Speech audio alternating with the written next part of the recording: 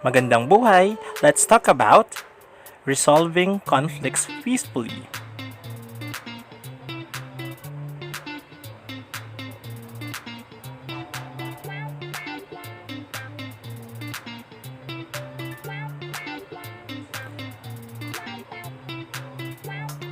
Family life is hard work.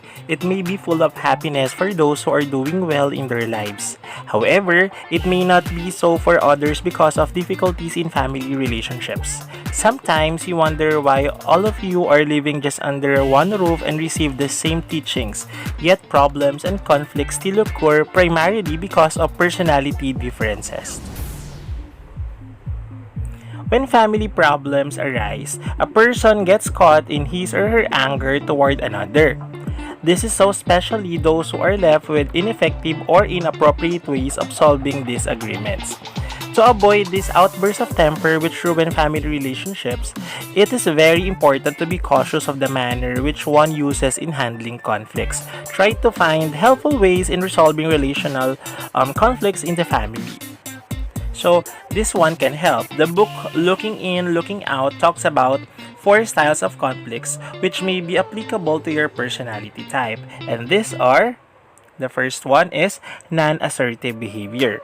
There is a tendency to avoid or ignore the existing conflicts.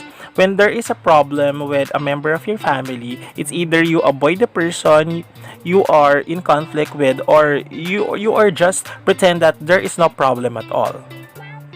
Second is directly aggressive behavior. There is a direct hit on the other person by means of physical or psychological violence. If you're angry with your parent, brother, sister, you strike him or her physically, or you disturb him or her psychologically by saying bad and harsh words against him or her. Third one is indirectly aggressive behavior. There is a need for a third party or a scapegoat. Somebody or something receives your anger or fury because you cannot directly hit the person you are in conflict with. For example, if you get angry with your mother, you cannot show it. Instead, you just spank your younger brother just to let go of your anger. Never try any one of the styles mentioned. They are not peaceful and constructive ways of dealing with conflicts because you, yourself, or the other person might get hurt. The most acceptable and effective style is the following. So that is the fourth one, the assertive behavior. Here, an existing conflict may be resolved because it is confrontational. The two parties talk about it and try to come up with a compromise. This is the most effective and peaceful means because it uses dialogue. The conflict may be resolved through nonviolent means.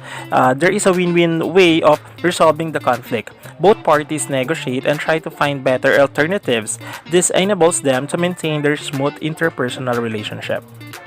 So, among the 4 styles mentioned, can you tell which is your style in dealing with conflicts?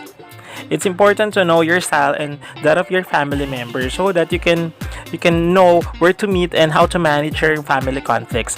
When conflicts arise in your family, it may also be helpful to consider the following steps as suggested by Dr. Daniel Amen in his book 2 Minutes a Day to a Lifetime of Love. These are the few and simple steps to follow. The first one is consider your basic attitude. It is critical that you have a baseline attitude of care and respect. Then filter information about the other person through that attitude. Have positive assumptions toward the other person, believing that they care about you. For example, your parents care about you. Cuts down the problems of your relationships. Expect the best. Second one, define the problem. Take a few deep breaths and ask yourself what the real issues are. What is the problem? Be as specific as possible. Next, clarify your position and the other person's position. Clarify your position to yourself. Explain your problem the way you look at it. Then ask the other person to clarify his or her position. Try to understand things from the other person's point of view. For example, you are angry with your parent for not allowing you to go to a party. Explain your side and listen to the side of your parents. Then lastly, identify options and give decisions. If there are disagreements, what are the options that can help you resolve the situation? Then try to decide on the best possible alternative. If you will follow these simple steps and always make a peaceful dialogue with members of your family, you can be rest assured that you can build a family of peace.